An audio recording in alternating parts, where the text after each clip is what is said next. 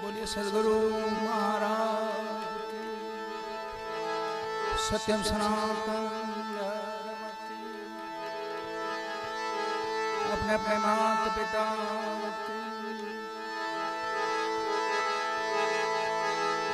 सेवका बाबा सर्वशक्तिमान कृष्ण कन्हैया रामचंद्र भगवान की प्रेम सुबुदे नमः पार्वती पतये हर हर महादेव।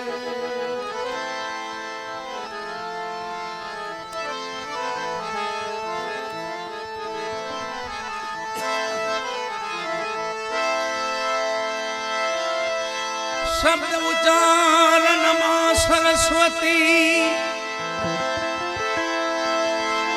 मति आप जो है मां भूजा अक्षर मेलव जो है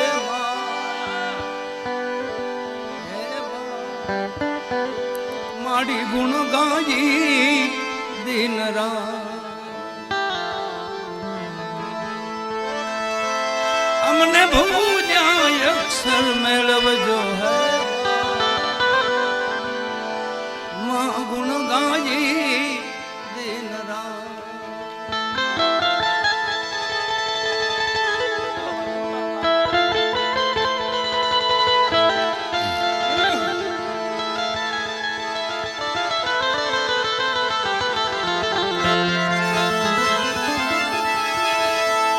मां गौरी तमारा गुणेश ने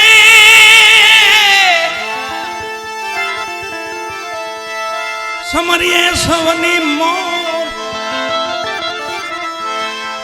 दिवसे समरे व्यापारी वाणिया रात्रे समरे संत चको दिवसे समरे व्यापारी वाणिया जने रात्रे समरे संत चको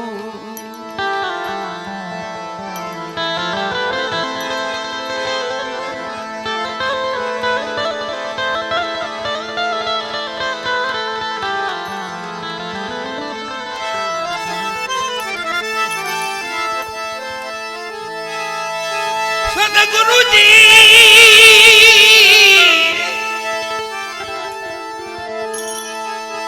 गुरु जी तारो पार नाम पायो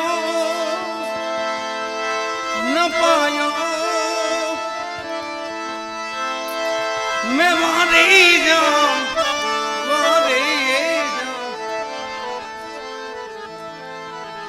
पृथ्वी ना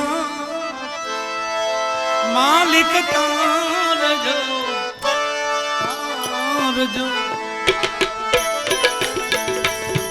बिना मालिक तार जो हे तार जो मणि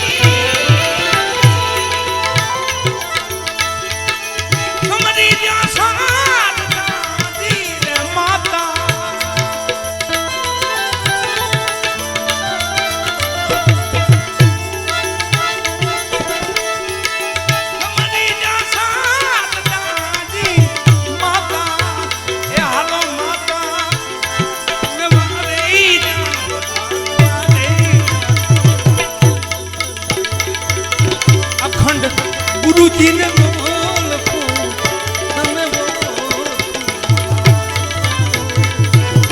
અખંડ ગુરુજીને બોલતું ધામ બોલતું તમે બોલતું હાલો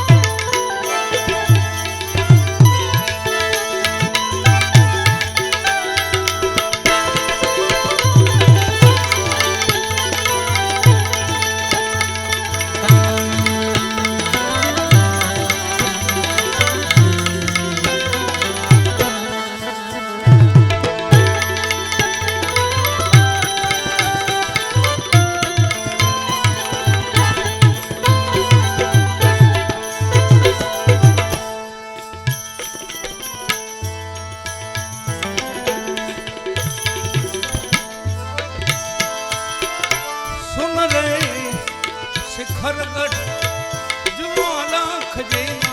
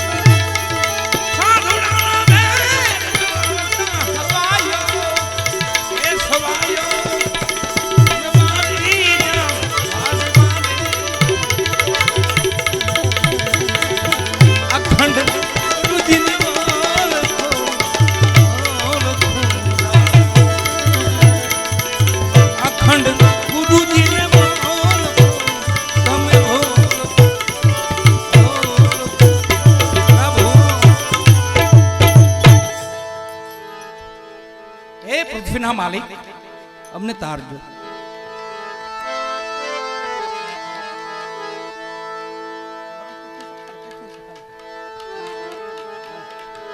અહીંયા વડીલ શ્રી ઉકા બાપા એમની શ્રદ્ધાંજલિ નિમિત્તનો આજનો સંતવાણી.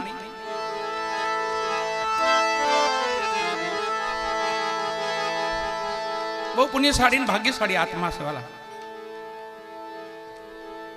આ તો કુદરતી છે અને એનો સમય છે. અત્યારે આપણે એને નાનો કહી શકીએ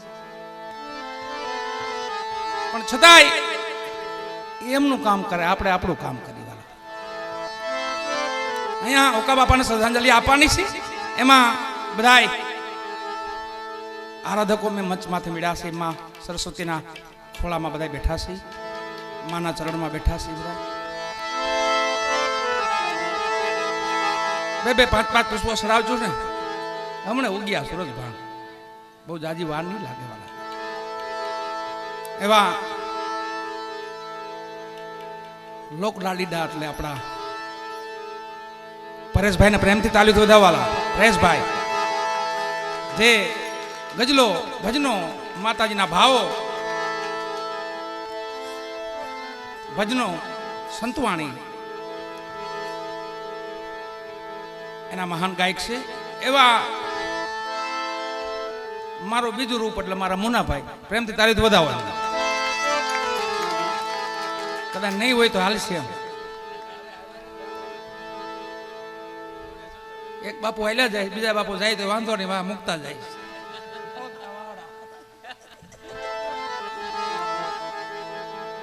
એટલે એવા મનહરદાનભાઈ એમને પ્રેમથી તાલીફ વધાવવાલા, પ્રેમથી દાય. અને એવો લાડલો દીકરો એટલે જય આપણો જય, એનો કાયમ માટે જય છે વાલા. પ્રેમથી એને તાલીમ વધાવો. જય ઉસ્તાદને. બાજુમાં દેવ દેવ, બીજી વાત જ ન આવે. દેવભાઈને પણ તાલીમથી વધાવો. કિશનભાઈ બાબરિયા એમને પણ તાલીમથી વધાવો. હું તો બાબરિયા નામ નથી પણ મેં પાડ્યું છે. હેલો પડે ને કિશન બાબરિયા, જૂનો જૂનો બેન્જાવાદક હતો, બોમ્બે નો હતો કિશનભાઈ બાબરિયા. એવો આપણો નાનો એવો દીકરો છે કિશનભાઈ. અને સુંદર મજાના સાઉન્ડ એટલે આપણા મુનાભાઈ સીતારામ સાઉન્ડ, એમને તાલીમથી વધાવો. અમારા અશોક બાપુ અને વિજયભાઈ બે મંજીરામાં બે મહારથીઓ છે. એટલે આજની રાતની સંતવાણી પૂજ્ય ઉકાવપાને બધી સંતવાણી અર્પણ થશે. પુષ્પરૂપે શ્રદ્ધાંજલિ એમને અર્પણ થશે. અને આ બધાનો પ્રેમ જો આપણી લાજ રાખીએ, અત્યારે રાખીને થોડી, આપણા બેયનું વકી જાય, આપણા ભજન થઈ જાય, એનું કામ એ કરશે કાલ આવીને પાછું. આગળ મેં કીધું ઉપર બેઠા બેઠા બધાએ, તમે વહી જાવ કામે વહી જાય. મનોમન કે શું કરશું? આપણે બાપાને પ્રાર્થના કરી મેઘરાજાને, કેમ કે રાજાનો રાજા તો મેઘરાજા છે, એથી કોઈ મોટો રાજા નહીં.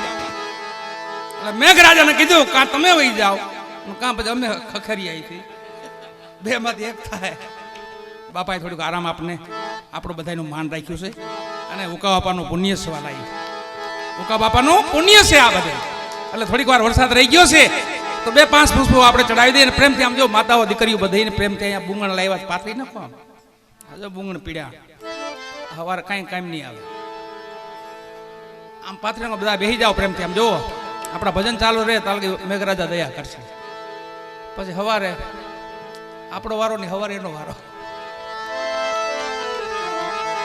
એવા અમારા પરેશભાઈ એમને લોક લાડીલા એવા અત્યારના આરાધક છે. તમને બધાને આનંદ આવશે, આપણે બધાને મોજ કરાવશે. અને પૂજ્ય ઉકાવા પણ શ્રદ્ધાંજલિ ના ભજનો બધાય વધારે તો એ ભજનો ગવાહે.